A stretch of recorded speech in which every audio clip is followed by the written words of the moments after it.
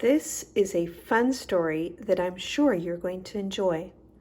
It is called The Night I Followed the Dog by Nina Layden. She did the illustrations and she wrote the story. She also dedicated it to my daughter, or autographed it rather, way back in May 2002. Peace, love, and dog biscuits.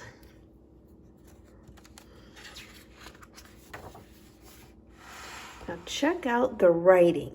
I think this is cool how she has done some fun things with the font. She's done some drawing, things like fetch, and the word roll over is upside down, and eats has bite marks. So you follow along as I read. I have a dog, nothing exotic or special, just an ordinary dog. In fact, I always thought he was a boring dog. What I mean is, he can fetch, roll over, and shake hands, but mostly he sleeps and eats.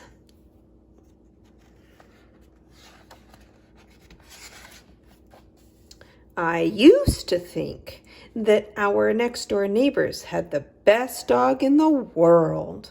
Their dog can sing, change the channels on the TV. Their dog always wins medals in obedience school. But I don't think their dog is so great now. Not since the night I followed my dog. Every night, I let my dog out, and he runs off into the darkness with his tail wagging. The next morning, I let him in. He heads straight for the food bowl. But one morning, I noticed something was funny when I opened the door a little bit earlier than usual, and I saw my dog jump out of a limousine wearing a tuxedo. Before I could look twice, he disappeared into the backyard. I opened the kitchen door and whistled. When he came into the house, he was the same as always, hungry. I really wasn't sure that I believed what I had seen, so that night I decided to follow him.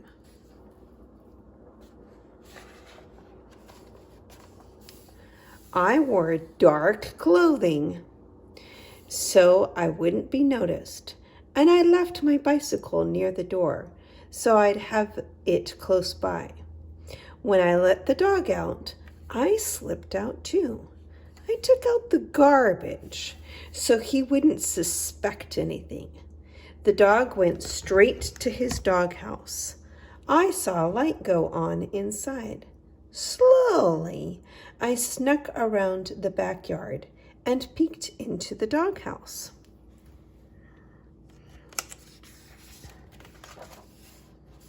This was not the doghouse I had helped build.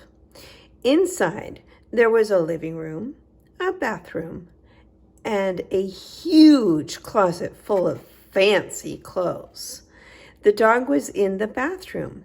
He was wearing a tuxedo and fumbling with the bow tie. When he came out, he casually walked out of the doghouse, across the yard, and down the street.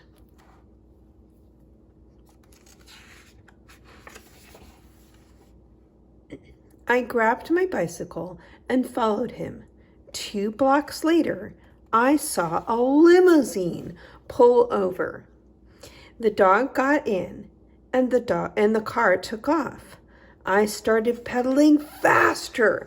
The car headed across town. I thought I would lose them, but luckily, they were stopped by a few red lights.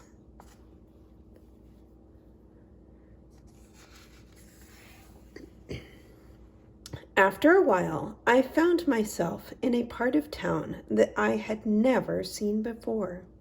The buildings all seemed empty, and it was very quiet. The limousine stopped. I hid and watched my dog get out. He disappeared into a building, and the limousine pulled away.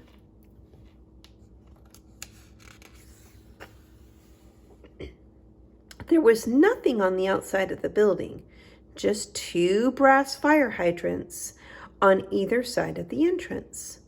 I opened the door. At the end of the hall, there was a neon sign that said, "The Doghouse." I crept closer. It looked like some kind of club. I decided to get a closer look.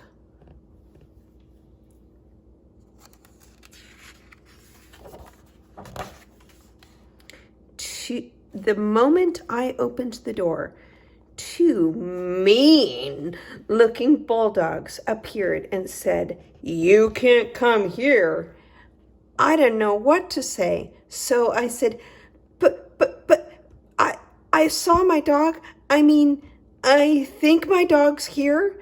Just then, my dog walked over and said, "It's okay, boys. He's with me." The bulldog said, "Sure, boss. Whatever you say, boss."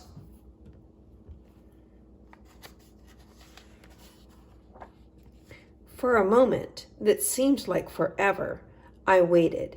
Then my dog said, "I knew you'd find out eventually. Well, now you know.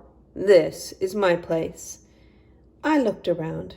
Finally, I asked, "What is this place?" My dog said, This is a place where dogs come after a hard day. It's a place where we can relax. It's a place where we can talk about our problems with the mailman or with the poodle next door."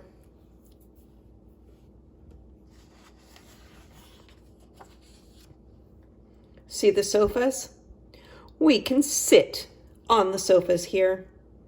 We can get treats without having to lie down, roll over, or play dead.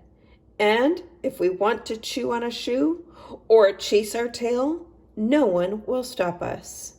We have no masters here, no leashes, and no rolled up newspapers. This is a place where dogs can be dogs. We sat down. A Cocker Spaniel came by and asked me if I would like a bowl of water or some biscuits. Little by little, dogs of all kinds started coming in. Some danced, some talked.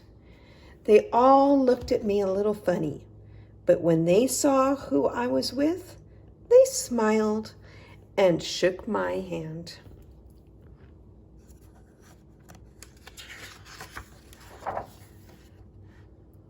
At one point, my dog waved to an Afghan with a camera. She came over to our table and took a picture of us. Being with my dog made me feel like a movie star.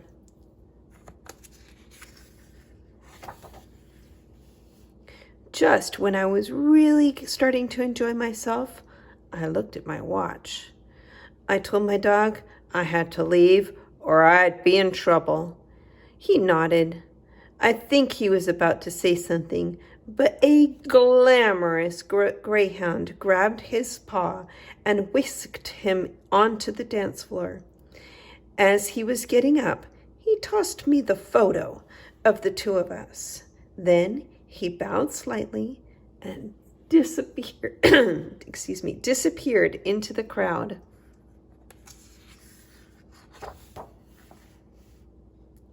It was way past my bedtime. As I pedaled home into the cool night, I thought to myself, now I'm going to be in the doghouse. But then again, that might not be so bad. The end.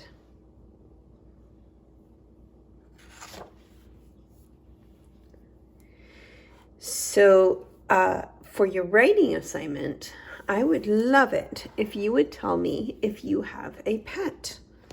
What is your pet? What's its name? What do you like best about it? If you don't have a pet, which animal do you wish you had as a pet? I have a cat. I've always had cats. Most of my life, I've always had a cat. The cat that I have right now, his name is Alani. I'll send you a picture separate from this story.